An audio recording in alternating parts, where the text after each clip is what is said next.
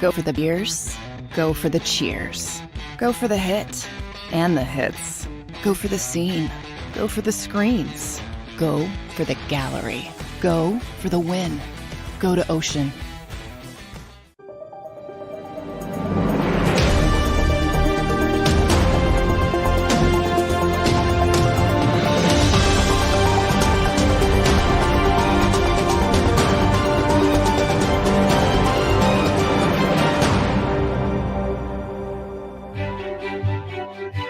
Well, I think we've identified the problem with the Phillies. Obviously, it's me. Sorry, I missed the last couple of games, which happened to be wins. No big deal. That would have been fun, coming on the air with you guys, doing the broadcast here after a win. It's been a minute since I've been to experience that. Anyway, nice to see you again. Welcome to the JAKIB Media Phillies postgame show. My name is Marc Farzetta. This little shindig is brought to you by the great people at Colony Pools and Power Washing. Our good friends, Colony Pools and Power Washing.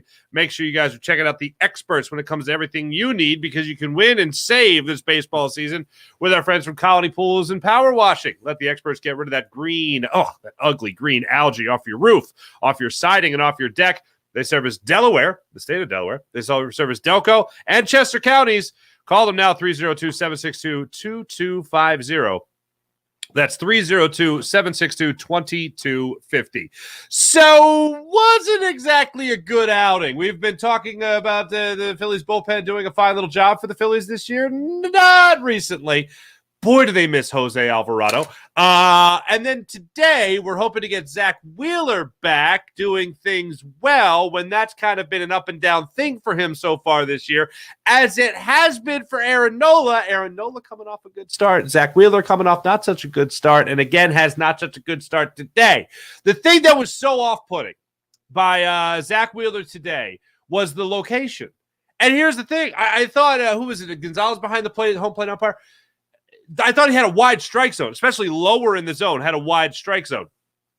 Zack Wheeler could not use that to his benefit in the least bit for the first, second, third, and fourth inning of tonight's ball game. And that is not something we're used to seeing from Zack Wheeler. At most, you'll see a struggle-filled inning for him. This was scattered throughout. He was having issues throughout this ball game. Not being able to locate his slider, not being able to locate the sweeper. And when he did locate it, he might have hung it just a little bit and it would get tattooed to the outfield. It was a bad performance from Zack Wheeler today. I give him this. The man gutted it out. 108 pitches. And I am still surprised that Rob Thompson gave him that many pitches. But nonetheless, when your bullpen has some injury issues right now, and the bullpen has been taxed quite a bit, you want to give him an opportunity. I know they're coming off another solid start. There are solid starts, 7 innings from Aaron Nola, which is great, which is wonderful. But I know that they have had their struggles as of late. So you want to give that bullpen as much rest as possible. And unfortunately, it ended up costing the Phillies, because in tonight's ball game, you were watching Zack Wheeler get out there in the second inning. And man, did he struggle. He struggled in the first inning, a 20-pitch first inning for Zack Wheeler. Comes back out there in the 8th inning. Now, you get out of that first inning unscathed, fortunately. But you have a situation where Gurriel leads off the second inning with a home run. All of a sudden, you're in the hole 1-0. It's just second inning.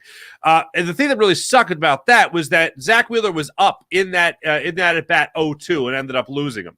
Then Rojas gets up there, gets a single to left field. Schwarber couldn't run it down. Again, we're struggling with Kyle Schwarber in left field, unable to get to that ball that was hit just by the left field line there. Fletcher goes up there. I think that was a 10-pitch at bat by Fletcher. He gets a single to center field.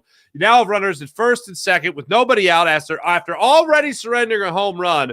Moreno reaches on an error, that bouncing ball to Bryson Stott, after Bryson Stott just made a terrific play in the top of the first inning. He makes a diving stop in the top of the first inning to get it out. And then in the top of the second inning, gets the one hopper hit to him off the bat of Moreno and unable to handle it. What could have been Bryson Stott turning to put a runner on third base and 2 outs, then turns into a bases loaded, no outs situation. Baseball's a funny game. Perdomo steps up there, gets the 2-run single. Now all of a sudden you're in the hole 3-0. So Zach Wheeler, although yes, he was struggling, he didn't get a lot of help from him defensively in that inning, except after the Perdomo 2-run single to right field. Smith steps to the plate, hits a fly ball to center field where Dalton Guthrie hasn't even played in 30 games yet in the majors. He's played in, I believe tonight was his 25th game. He's playing center field for Brandon Marsh. Brandon Marsh getting a little bit of a break until later in the ballgame. And Dalton Guthrie lines up this fly ball beautifully. Moreno is now on third base. Lines up this fly ball beautifully. I'm thinking to myself as he's tracking this ball, I'm thinking to myself, I haven't seen Dalton Guthrie's arm. Let's see what you got, young fella. Let's see that arm. And not only does he make the perfect approach, fields the ball, behind the ball, gets the momentum going towards home plate, fires the throw to first or the home, gets Moreno out. You now get a double play that way. And now you got 2 outs in the inning. Just like that. He fired a bullet from left center field and got Moreno trying to score. Tag was applied by JT Realmuto. I didn't think he was going to get him, but he impressed me. I was wowed by the throw that Dalton Guthrie made from center field. And like I said, we don't get that many opportunities to see what Dalton Guthrie's got. See what he's got. And, he made a great play for himself there. So it was great. But also got a bloop single later in the ballgame, but we'll get to that later. But you were able to get out of that inning. 3 runs score, unfortunately, before you're able to do that. And what ended up ending the threat was Zach Wheeler being able to strike out Marte to end the frame. Now, this was an interesting thing. The second inning started an unfortunate trend. After the second inning, including Kyle Schwarber leading off with a walk, there were 3 separate times tonight leading up to Bryson Stott's walk in the 8th inning, I believe it was. 3 separate times the Phillies put the leadoff runner on first base to lead off the ballgame or to lead off the inning. They put him on. They were 0 for 3 in not only not scoring that runner in their first 3 attempts or first 3 opportunities, they were 0 for 3 in even advancing the leadoff runner to get to second base. There are 4 situations, 4 outs, fielder's choices, all that at second base. They failed to get a leadoff walk, a leadoff single, whatever the case may be. They failed to even get that runner into scoring position. That's how much the bats were struggling tonight. That's not good. That's terrible. And Trey Turner, hey, I was the one screaming and yelling for Trey Turner to get an opportunity to get a day off, and he got that on Saturday. Since he's come back, he's been a little bit more disciplined at the plate. His first at-bat in the leadoff spot yesterday, he had a 10-pitch at-bat. Can't remember the last time I saw Trey Turner have a 10-pitch at-bat. Got another hit today. It was an RBI. Good to see that from Trey Turner. So that's obviously a good thing. But everything else, still very similar. Still very similar when it comes to Trey Turner. But nonetheless, so you're unable to get runners to cross the plate there. Schwarber steps up there in the second inning. Let's lead off walk on 4 pitches. Then Bohm steps up there, lines out to center field. Stott grounds into the fielder's choice. So again, you can't advance the runner to second base. You get Schwarber being thrown out at second. Unfortunately, Bryson Stott then is thrown out, or he's able to beat out the throw, so the inning goes on. But then Harrison ends up striking out in a 10-pitch at bat. Flip to the third inning, not as much of a problem there for Zach Wheeler, except that was the inning he couldn't cover first base. It ended up not biting him in the old behind, so they're able to get out of that inning unscathed. Third inning, another leadoff runner is able to get on here. Another leadoff hitter is able to get on. This time it was Guthrie with the bloop single and a 6-pitch at bat. Then it was Turner flying out to left field, 2-pitch at bat.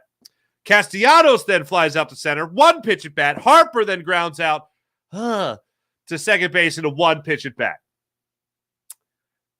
Now, I'll say this. Henry was throwing first pitch fastballs throughout the entire game, or throughout his entire outing today, okay? So the Phillies, I guess, in the third inning decided, well, we're just going to jump all over this. And even for a team that's not that good at plate discipline, they decided, all right, well, he's going to be throwing that first pitch fastball at 92 miles per hour. He's going to try to locate it, so it's going to be in the strike zone, so why not hack at it? That philosophy came to light, and they had success with that with Kyle Schwarber's home run and Bryson Stott's home run in the 4th inning, but everywhere else they seem to struggle with that. But in this particular inning, going back to the third inning, Guthrie leads off with a bloop single to center field. He reaches on a 6-pitch at bat. Then Turner faces 2. Castellanos faces 1. Harper faces 1. 4 pitches. After the leadoff man was put on, Henry throws 4 pitches and gets 3 outs. I don't care if you're looking for the first pitch fastball or not. It's like some basketball coaches will say shooting isn't a democracy. You leave that to the guys that can shoot. Well, like swinging at the first pitch shouldn't be a democracy. The guys that can jump on that fastball and hit that ball out of the park. That's the guys. Guys like Castellanos, I can trust him in that situation. Harper, I can trust him normally in that situation. But for whatever reason, when you had time and time again struggles with the leadoff man on, you failed to come up with that big hit. It ended up actually helping you in that 7th inning with Turner's. Wow, how about that? He was down to the count 0-2, just like he was in the 9th inning, but he was down to the count in the 7th inning 0-2 before he got that RBI single. But now backtrack with me here. Sorry. Looking at this Phillies team in that 4th inning, they're able to jump on those first pitch fastballs, able to hit a couple of home runs. They make the score 3-1 on Kyle Schwarber's home run, and then Bryson Stott jumps too, and he also hits a home run. Now it's a 3-2 ball game. Then you give another run right back, and this ended up being a theme here as Zach Wheeler was still on the bump there for the 5th inning. He gives up the home run to Smith, the leadoff home run. Then Marte gets a single. He gets the force out. Walker steps up there. He strikes out. Gurriel gets up there. He hits a single. You got runners at first and second with 1 out. Rojas steps up there. He grounds out. Maybe a lucky bounce there for the Phillies. It bounced off the mound, and the Phillies are able to get out of that one, only allowing 1 run in the inning. But that was it for Zach Wheeler. That was it for Zach Wheeler tonight, unfortunately. And Wheeler had opportunities in this game to look like he was actually righting the ship for himself, like he was starting to hit his spots, and he just couldn't do it. He couldn't do it on a consistent basis. And to see him go 6 innings tonight, ugh, and 108 pitches, ugh. I love that he gutted it out. I love that he was there for his team, and his manager asked him probably to go 1 more inning. He was like, yeah, sure, 1 more inning. Let's go. He gave him the 1 more inning, spelled the bullpen for 1 more inning, and then the bullpen started to let you down.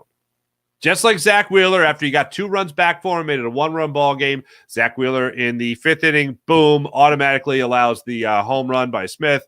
And then later in the game, a guy that I have been just singing the praises of, Hoffman, taking the ball whenever he's called upon to do so. First, it's Vasquez. He's able to actually do a decent job there of getting out of that 7th inning. Then you also see Hoffman take the ball. Hoffman takes the ball, and he allows back-to-back doubles. The first 2 batters he faces, another run scores. Now you're down 5-3. Then Bellotti comes in the 9th inning to try to still keep the 2-run ball game. He leads off the inning by giving up a walk. Cool. That never seems to come back and bite the Phils in the old ass, and this one does. Perdomo gets the walk. He then steals second base. Fortunately, he only gets to second base. The throw from JT Realmuto was offline. Hits Perdomo in the leg, it looked like. Then it bounced into shallow left field. He didn't see the ball till much later, so he just stays there at second base. Then you see later in that inning, it's Perdomo. And then Marte reaches on the error, and a run scores by Cody Clemens, who was substituted there as Bohm was moved back to third base. And it was just a you-know-what storm. Phillies take the 6-3 loss. If I really gotta reach for something that is an optimistic thing with Trey Turner here, and I know he got another hit, and it was an RBI, and it was great, and it made it a 2-run ball game. Good, great, grand. It's a minor thing, but when a guy has gone from looking completely lost at the plate, it's good to at least see him getting that count that he was in the 9th inning. And again, I know this is reaching, but if you're looking at a difference, I in no way, shape, or form expected him to reach base, when he was down 0-2 in that count. He's down 0-2 to Chafin. And I'm thinking, well, here comes another strikeout. Another slide. There's going to be a slider in the dirt, and he's going to swing over it. Well, lo and behold, he fights his way back to a full count. Shocked. And then Chafin throws him, another slider just below the strike zone. And instead of swinging over it like we have seen do time and time again throughout this season, Trey Turner stands his ground, takes the pitch, and works the walk. Then Nick Castellanos strikes out to end it. But still, Trey Turner to be down in that count in particular in the 9th inning, game on the line type of situation. You saw him come out clutch with a hit in his previous at bat, and then you saw him stay alive there and work that walk despite being down 0-2. I don't know the league leader in 0-2 counts for batters, but I would imagine that Trey Turner is up there amongst the leaders of most 0-2 counts in a ball game throughout the season. And I would go ahead and bet good money that it's Trey Turner towards the top of that list, if not the very, very tippy top of that list. This is becoming an issue. And I'll tell you something else here. I did not like the lineup tonight. What jumped off the page to me before the game even started, and I was just looking at the lineup card from Rob Thompson, Bryson Stott does not deserve a demotion. And I know that you're really trying to get Trey Turner going. And if you're going to try to get him going, I don't put him in the leadoff spot. To me, that's more of a pressure-filled situation. I put him right back in the spot that he was, the number 2 spot. That's where I don't understand. Like, this isn't – I thought it was overthinking by Rob Thompson. Bryson Stott has hit better against left-handed pitching this year than he has right-handed pitching. So why not with Henry on the hill, a lefty? Why not give him the opportunity to go out there and face him? Oh, and he only hit a home run off him later in the ballgame. So, yeah, I'd say he's pretty comfortable against left-handed pitching. Bryson Stott is the leadoff hitter of the Philadelphia Phillies. If there is anything I don't need to tinker with, it's that. Trey Turner, if he's going to have a turnaround and he's all of a sudden going to start hitting the baseball with great regularity, by the way, his his on-base percentage dipped again below 300 in this game. It got back to 300 with that RBI single that he had late in the ballgame. But on-base percentage did dip below 300 again this season. If there's anything I don't need to figure out, it's that Bryson Stott is a leadoff hitter. Everything else will fall into place. Here's what I know. Bryson Stott's my leadoff guy. Bryce Harper's going to hit third. Kyle Schwarber's my 5-hole hitter. Nick Castellanos going to back cleanup. You want to move JT Realmuto up at the plate? Great. You want up in the order? Go ahead. You want to change things up a little bit? You can tinker right there. I don't need to tinker with 2 spots without question. Stott at 1, Harper at 3. Everything else, wheel and deal. But if you're going to move Turner to 1 and not Stott to 2, and then you move Castellanos to 2, that doesn't make any sense to me. I don't like it. I don't like it even a little bit. There's questions that have been answered this season with huge exclamation points. Probably the most notable, take that back, the most notable is Bryson Stott as your leadoff hitter. So we can take that and we can use that for what we want. Also, Nick Castellanos has gotten pretty comfortable as your cleanup hitter. So I'd rather just leave him in that spot as opposed to move him around. So now instead of having one possible mistake, I've now compounded it with 2 mistakes.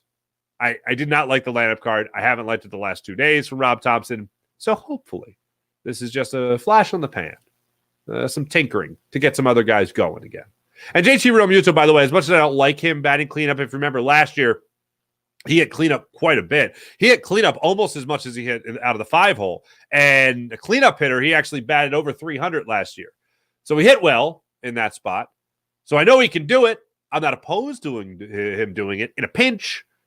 But in this situation, I think you already got enough problems in this lineup. You don't need to go tinkering with the known quantities, the known entities, excuse me. And that's Bryson Stott as a leadoff guy. With all that being said, I love the guy, but I don't know what the hell happened with that play in the second. The play in the first inning makes a great diving stop. Play in the second inning cost the Phillies some runs. And it kind of had the ball bouncing in the wrong direction, the momentum going in favor of the Arizona Diamondbacks. And as we know, this is just the beginning of a tough stretch here for the Phils. After that rough road trip, we all know it was a rough road trip, now they have a tough homestand here. They took 2 or 3 from the Cubs. Good, got back on the winning track there, winning a series. Nice to see you. But now they got 2 more against this Arizona Diamondbacks team. Hopefully they can win this series. This Diamondbacks team now, in case you didn't see it, now 8 games over 500. Phillies back to 3 games under the 500 mark. And after this, you got that 10-game road trip. Whoa, baby. 10-game road trip against the likes of the Braves, the Mets, and the Nationals. All interdivisional games. And then you get a 3-game series against Detroit, and then a 3-game series against the LA Dodgers again. So measuring stick next couple of weeks? I'd say so. And hopefully the Phillies will be up to the challenge that's ahead of them. But in order to do that, they're going to have to get better pitching than what they saw tonight and better defense than what they saw tonight. Zach Wheeler, like I mentioned and been mentioning, 108 pitches, 72 of them were for strikes. 8 hits allowed in his 6 innings of work. He only struck out 3. He walked 1. But you could tell the difference in this game was location. And it wasn't in terms of like striking guys out looking or anything like that. It was an idea of hanging the sweeper, hanging the slider, hanging the curve. And when the fastball, you could see it time and time again in this. It wasn't just a matter of balls and strikes. It was where JT Realmuto was setting up his mitt. And especially on that Smith home run, it was, I'm not saying he was doing this, but it was almost as if he was tipping pitches. You saw Smith just jump all over that pitch. And it was ridiculous in the innings that he struggled, how much he didn't look like Zach Wheeler. And I think Crucker even said it during the broadcast. It's like we're used to seeing Zach Wheeler have that one inning where he really struggles. And I know Fletcher was giving him some fits today. I think he had 2 separate 10-pitch at-bats against him. So the put-away pitch just wasn't there. When he would reach in his bag for that put-away pitch, it wasn't putting anybody away. And that's well noted with only 3 strikeouts for Zach Wheeler, which is not a lot for him. But when you look at this game by him, there was some struggles, certainly. And to see the bullpen come in there and allow 2 runs, only one of them earned, nonetheless, I get it. But it was a rough one. And whatever Bilotti, for instance, he was charged for a run, but it was unearned run, excuse me. Even though he scores on an error, still, when you walk the leadoff batter in any game, bad things are going to happen, especially when you're facing the bullpen. Phillies eventually made the Arizona Diamondbacks pay for it. I mentioned their first 3 batters that led off by getting on base. They were 0 for 3 and even getting them to second base. And then Stott worked the walk in that 8th inning. And he came around to score later on Trey Turner's home run. Or excuse me, Trey Turner's RBI single. In that same inning, and this was something that I just found puzzling to me, and perhaps you guys can make sense of this because it doesn't make any sense to me. Here's the situation in the 8th inning. Trey Turner's at the plate, gets the RBI single. Great. Trey Turner's now on first base. So Stott leads off with the walk. Marsh strikes out looking. Marsh striking out looking on pitches right down the middle of the plate, I feel like has become a bad habit this year. It happened in the 7th inning. It happened in the 9th inning against Chafin. It was the 92-mile-per-hour fastball down the heart of the plate. And he just watched it go by. I was like, well, that's it for me. And he moseyed on back to the dugout. Those pitches, he looks at them like they're curveballs. Like they're knee buckling to him. But anyway. In the 7th inning, Stott reaches with a walk. Marsh strikes out looking. Adams then comes in, Adams leaves the game. Castro comes in. Clemens gets the single. He now got runners on first and second with 1 out. Turner steps up there, and another 0-2 count gets the RBI single. It's now 4-3. You now get a 4-3 ball game. It's a 1-run ball game. Nick Castellanos is stepping to the plate. He goes down to the count 0-2. Turner steals when it was 0-2.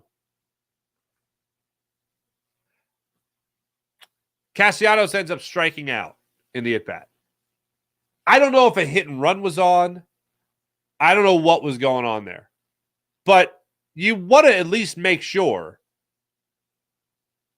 that your runner on third, in this case Clemens, is scoring. Right? That's what you want, huh? You want to make sure you're tying the ball game in this instance. Castellanos ends up striking out. Now with Turner on second base, guess who they don't have to pitch to? Bryce Harper. So with first base open and now 2 outs, they intentionally walk Bryce Harper. And they bring JT Realmuto to the plate. JT Realmuto would fly out to center field and end the threat. If you're Turner, why are you stealing in that instance? I don't get that. I don't like it. And when I saw it, and I heard McCarthy, because you couldn't see Turner at first base, but you hear McCarthy go, and Turner's taking second, and there's no throw, and he reaches.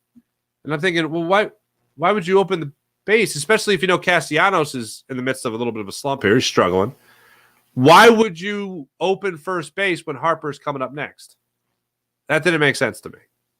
I would doubt hit and run is on, because if he lines out, then you're out of the inning and you have a runner on third base there. You leave Clemens stranded at third. Then you have a situation with Harper coming up. You get second and third with no outs. Harper gets walked, bases loaded. Excuse me, 2 outs. Bases loaded with 2 outs. Real Muto flies out to end it. I didn't like it. If I'm Rob Thompson and I'm going back to the drawing board, I am putting Bryson Stott. I'm drawing up my lineup card immediately with Bryson Stott at top of the order for tomorrow's game. So for me, that's kind of where I'm at this given moment. Trying to find out for you guys who's going to be the starting pitcher tomorrow. That was something that Rob Thompson said he was going to reveal after the ball game today. And I'm trying to find that for you to see if anybody tweeted anything out. It will be Dylan Covey. Looks like the very newly acquired Dylan Covey will make his Phillies debut tomorrow. He's only appeared in 1 game this season, so that's cool. And it was a relief appearance. He went 4 innings, allowing 2 runs. Both of them were home runs. 5 hits, 4 innings in a winning effort for the LA Dodgers against the Minnesota Twins. So Dylan Covey will get the start, 31-year-old right-handed pitcher. In his career, Covey has posted a 6.54 ERA, and his record is not worth bragging about. He has made 45 starts, and overall, he is 6-29 in his career. So that's what you got. The 31-year-old lefty came up with the White Sox, will pitch with Boston, and most recently pitched only 1 game with the LA Dodgers. Looks like he'll be on the bump tomorrow. So there you go. This is fun. We're all having a fun time. Ari, good evening. Nice to see you. Zach Hine, what's up, buddy? Hello, Mark. Terrible, no good, very bad baseball today. Got to be tough to win this series with Gallen on Wednesday. Oh, yeah, it's not going to be fun. It's not going to be fun. Covey tomorrow, then Ranger. Yikes. Thank you, John. John, appreciate you. Shooter McGavin. Is Bailey faltering in AAA? Last year was a fluke. Back to 500 team. Thanks, Shooter. Thank you. Shooter McGavin, what are you doing? Are you just here for the fun? You're just having the good times here? Do you eat pieces of poop for breakfast? No. Anyway, yes.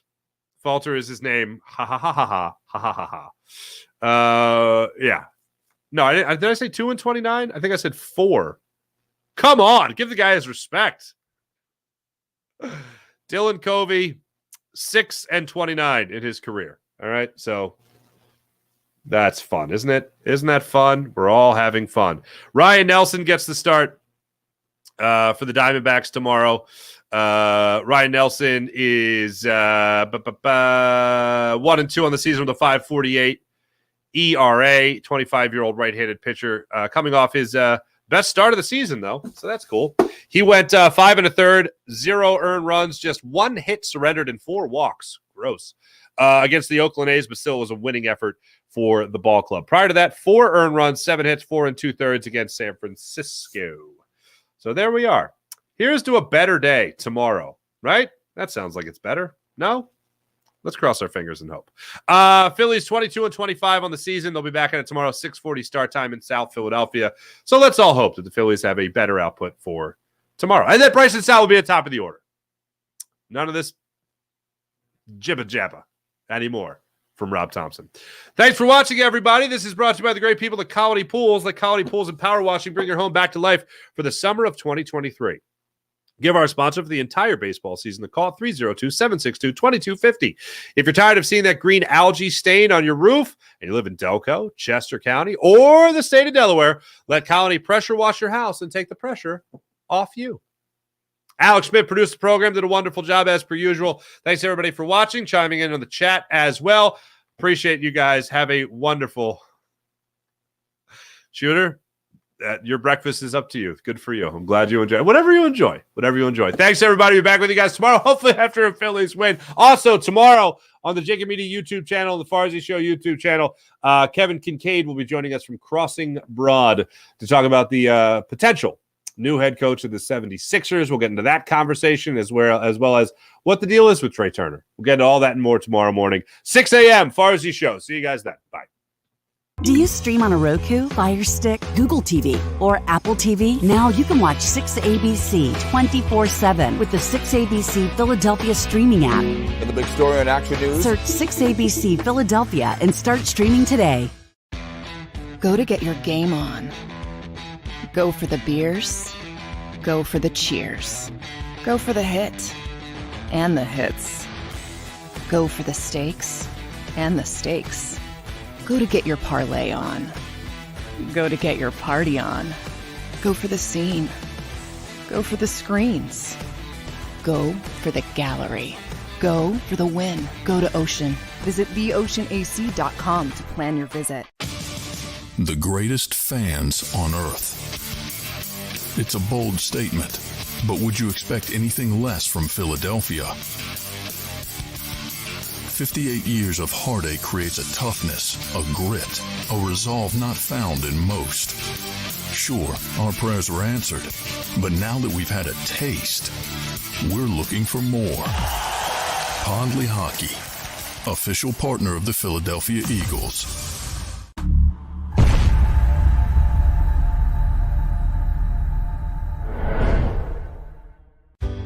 Go passionately. Go fearlessly. Go confidently. Go Birds!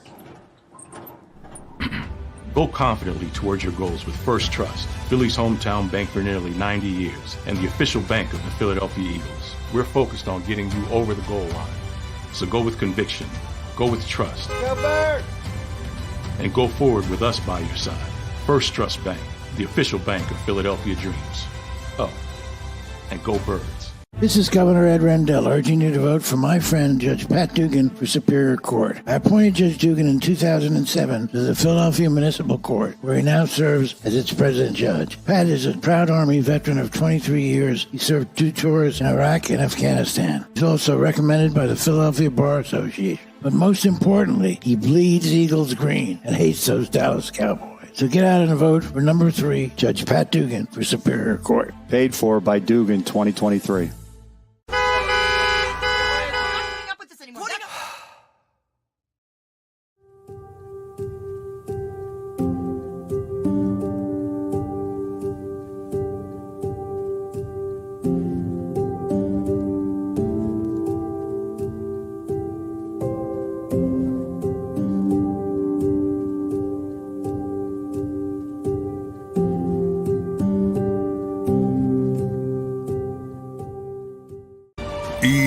EAGLEX.